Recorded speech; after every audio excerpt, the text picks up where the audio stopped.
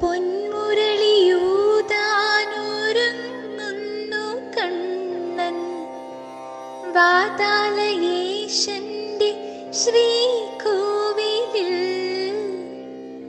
പത്മപദങ്ങൾ പിണച്ചതാ നിൽക്കുന്നു. മുരളികയുമേന്തി കണ്ണനുണ്ണി.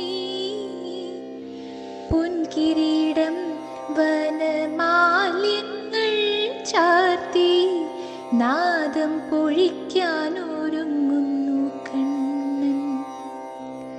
തൃപ്പദത്തിൽ തള കാതിൽ സുമം ഗോപി മുത്തരഞ്ഞാണവും ഭംഗി നൽകി.